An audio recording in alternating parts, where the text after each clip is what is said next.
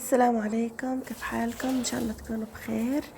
اليوم جاي وجايبه لكم وصفة جديدة من وصفات الرمان، وبتمنى هذا الفيديو ينال اعجابكم وما تنسوا اللايك.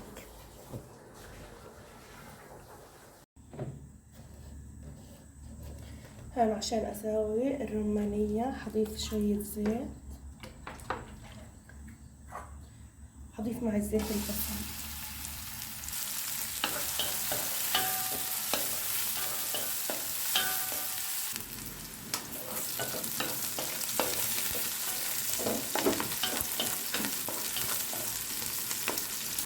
وبعد ما هنا البصل زي ما انتم شايفين قليته حضيف العدس المغسول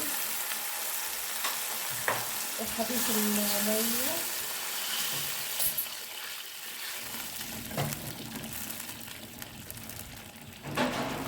وحرقت عليه وحتركه يستوي لحد ما يستوي، يعني تقريبا تلتين سوا. بعدين حضيف الباذنجان. الرمان بعد ما فرفته والباذنجان هان قطعته واضفت معه رشة ملح وتركته تقريبا لمدة اقل شيء نتركه لمدة 10 دقائق في الملح. بعدين بنغسله وبنضيفه، وهان حضيف الملح. وبعد ما اضفت الملح حضيف الثوم وحهرس الثوم مع الملح،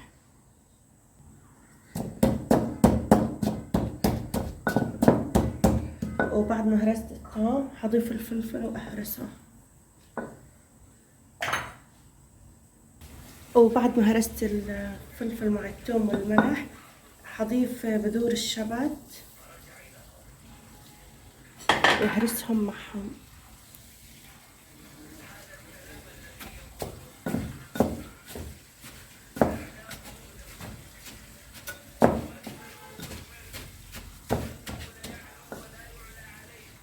وهيك بعد ما هرستهم مع بعض، وهنا بعد ما تركت العدس يستوي تقريبا تلتين سوا، يعني بده درجة من الاستوى، حضيف الباذنجان لانه هو ما بياخد وقت مثل العدس فما بضيفه من البداية. وهلأ بغطي عليه وبترك لحد ما يستوي سوا كامل.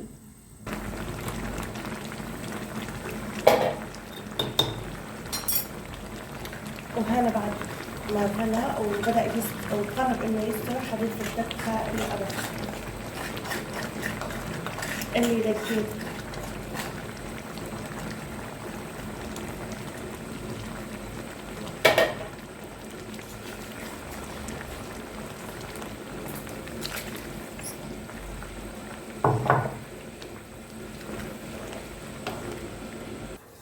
وهلأ هذا الرمان حاعصره واخذ عصيره.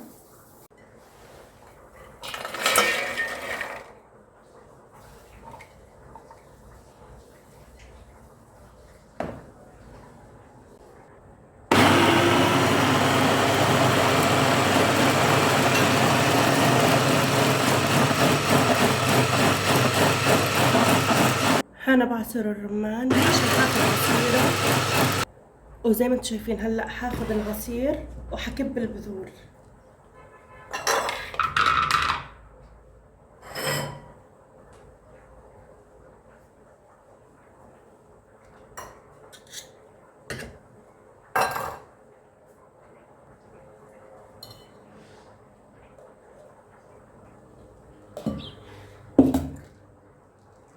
هنا بعد ما فصلت عصير الرمان عن البذور خلاص حكبها يعني، وحاخذ العصير.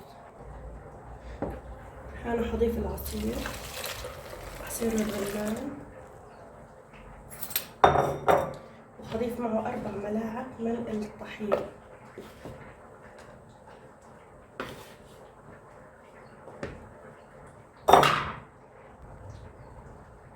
هان اضفت 4 ملاعق من الطحين وحرجع اطحن مع الطحين.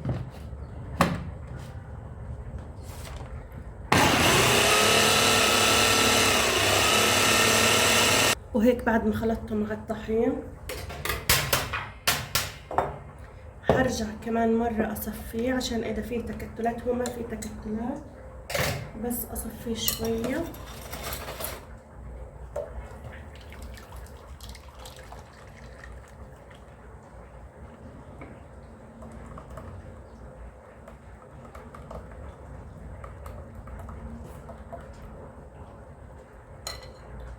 هيك صار جاهز للاستخدام.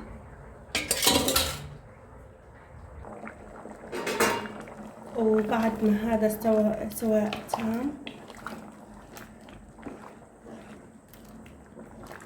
هيك هو استوى سواء تام، حخلط عصير الرمان وحضيف يعني حضيف عصير الرمان.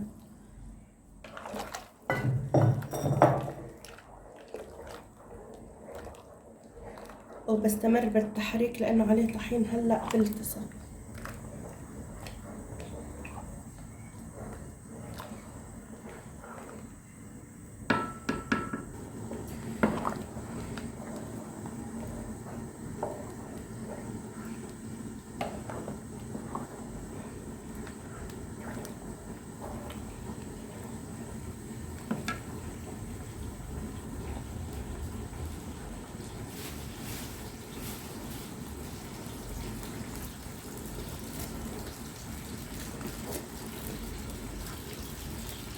وهان هلا زي ما انتم شايفين لما بدأ يغلي حطيت الثوم، بقلاية الثوم على النار عشان اضيف بقلاية الثوم.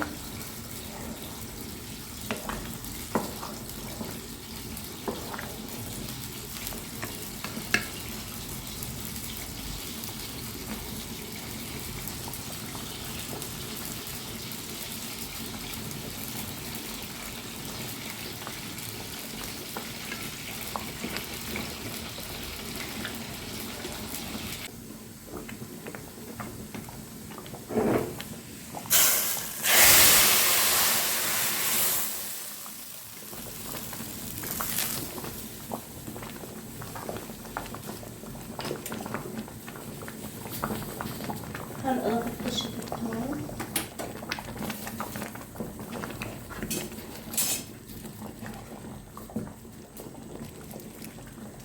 وحضيف الطحينة. هان اضفت الطحينة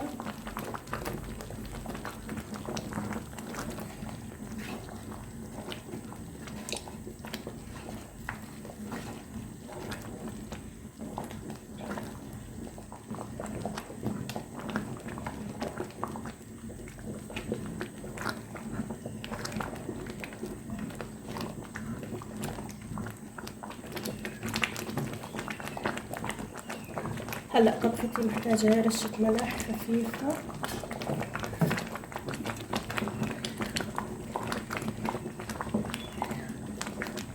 وهيك صارت جاهزة. هلا بطفي النار عنها وحسكبها بالصحون. طبعا هاي الطبخة ما بتضلها بالطنجرة، لازم نسكبها بالصحون.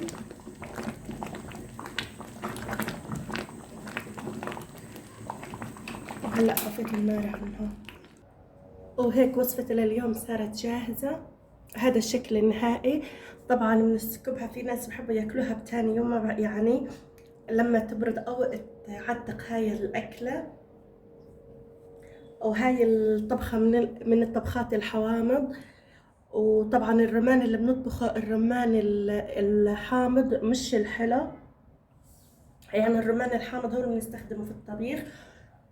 وهذا كان الشكل النهائي لوصفتي لليوم. وزي ما انتم شايفين سكبتها بصحون لانه لازم تنسكب في صحون، ما بتضلها بنفس الطنجرة. وبتمنى هذا الفيديو يكون نال اعجابكم، وبتمنى ما تكونوا نسيتوا اللايك. وهيك حسيبكم بامان الله وحفظه.